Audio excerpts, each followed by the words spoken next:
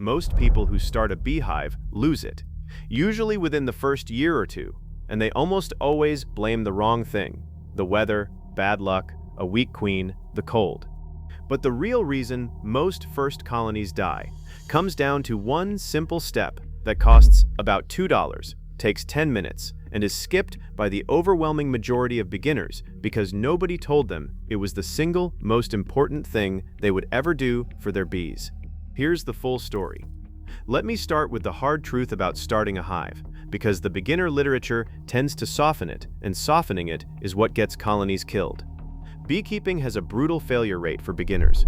It is common for new beekeepers to lose their colonies in the first year or two, and the reason is remarkably consistent. Most lines of honeybees today will succumb within a year or two of starting the hive unless the beekeeper takes real, deliberate measures to control one specific threat. That threat is not the cold. It is not starvation, though that happens. It is not a bad queen, though that happens too. It is mites and the viruses they carry, and the single biggest reason beginners lose their bees to vero is that they never monitored for it until it was already too late. Here is the pattern that plays out in thousands of new apiaries every year. A beginner gets their bees in spring. The colony looks wonderful all summer, growing, foraging, building. The beekeeper, seeing a strong and happy hive, concludes everything is fine and does nothing about mites, because the hive certainly does not look like it has a problem. Then fall comes. The colony heads into winter looking okay, and in January or February, it is dead. And the beekeeper stands over the dead box and says the same thing every beginner says: "I think they got too cold." They did not get too cold. They died of a mite infestation that started building in August, invisible, while the hive looked perfectly healthy. The experts have a phrase for the fix: test, never guess. And the test is the $2 step almost every beginner skips. So what is the step, specifically? It is monitoring your mite levels, physically measuring how many vero mites are in your colony, using a method called a sugar roll, or its more accurate cousin, the alcohol wash. Here is the entire logic, and it is the most important thing a new beekeeper can understand. Vero mites are in essentially every colony. Every colony has them. That is not the question. The question is how many, because a low level is manageable and a high level is lethal, and the number climbs invisibly. The catastrophe is that you cannot tell your mite level by looking at the colony. A hive can look strong, busy, populous, and completely healthy while carrying a mite load that has already begun killing it from the inside. The appearance of health is the trap that kills more first colonies than anything else. The only way to know your actual mite level is to measure it. You take a sample of about 300 bees, half a cup, scooped from a brood frame, and you dislodge the mites from them and count them, giving you a number: mites per 100 bees. That number is the single most important piece of information in all of beekeeping, because it tells you the one thing that will decide whether your colony lives or dies, and it is the one thing you cannot see any other way, and the step costs almost nothing.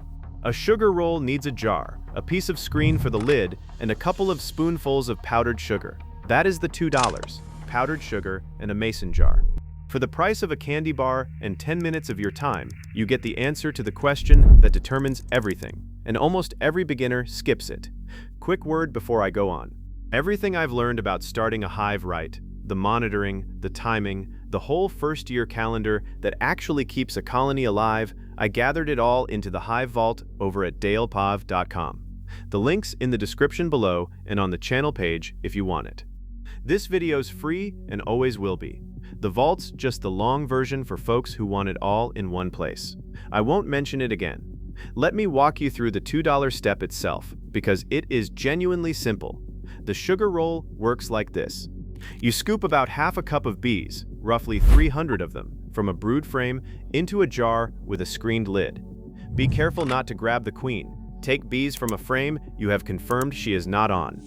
You add a couple of tablespoons of powdered sugar through the screen. Let it sit a minute so the sugar coats the bees, then roll and shake the jar gently. The powdered sugar makes the mites lose their grip. Then you invert the jar over a white surface or a bowl of water and shake hard, and the sugar and the mites fall through the screen while the bees stay inside. You count the mites, divide by 3, and you have your mites per 100 bees.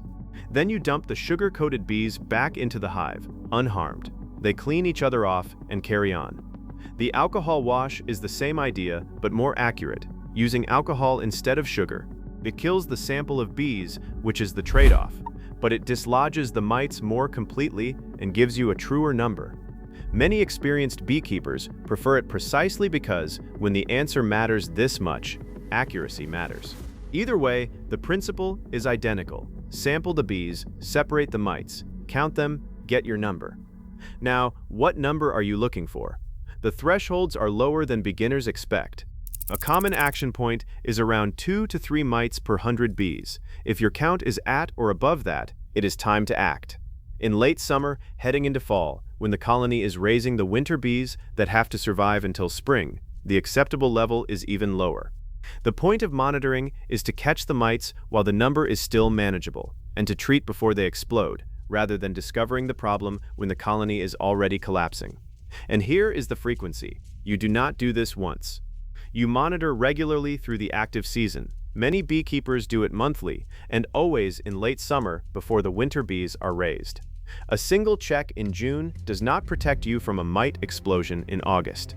Regular monitoring is what separates the beekeepers who keep their bees from the ones who lose them. Here are the mistakes beginners make around this step, beyond skipping it entirely. Mistake 1 is assuming a strong-looking hive is a safe hive. This is the core error. Health and mite load are not visible in the same glance. A booming colony can be a doomed one. Never let the appearance of the hive talk you out of measuring. Mistake 2 is the treatment-free trap. Many well-meaning beginners hear that they can keep bees without ever treating or monitoring, and they adopt it before they understand it. For most people, with most bees, in most places, this simply results in a dead colony within a year or two. Treatment-free beekeeping is a real thing, but it is an advanced practice built on survivor genetics and careful monitoring, not an excuse to do nothing. If you are starting out, monitor. Mistake 3 is monitoring once and relaxing. The mite population is not static. It grows through the season and peaks in late summer. One clean count in spring tells you nothing about August. Monitor through the whole season. Mistake 4 is monitoring but never acting on the number. The count only helps if you use it. If you measure a high level and then do nothing because you are nervous about treating, you have wasted the step. The number tells you when to act. Act on it. Mistake 5 is grabbing the queen in your sample. Take your sample of bees from a frame you have checked for the queen first. Nurse bees from a brood frame are the right sample. Just make sure Her Majesty is not among them.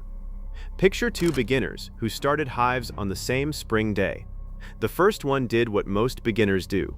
Got the bees, watched them thrive all summer, admired the strong hive, and never once measured the mites. Because the colony looked so healthy, there seemed no reason to.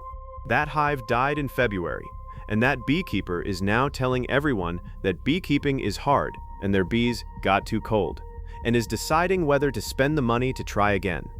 The second one spent $2 on a jar and a bag of powdered sugar. Every few weeks through the summer, and again in late August, they scooped half a cup of bees and counted the mites. When the number climbed in late summer, they saw it coming and acted before it exploded, protecting the winter bees while they were still developing. That hive walked out of winter alive, strong, and ready to grow, and that beekeeper is now going into their second season with a living colony and a skill that will keep their bees alive for as long as they keep them. Same start, same bees, same weather. The entire difference was $2 and 10 minutes, done regularly. On the one step almost everybody skips. Drop a comment and tell me, if you're starting out, had anyone told you about monitoring before now? And if you're experienced, do you remember losing your first hive? I read every single one at Dale's Hive. And if you want the full first-year plan laid out step by step, it's waiting in the vault at daleshive.com. Link in the description. Subscribe and turn on notifications because next week we're doing a complete walkthrough of the sugar roll and the alcohol wash, step by step, so you can measure your own hive with confidence. The step costs $2. Skipping it costs you the whole colony. Now you know the one thing almost every beginner leaves out.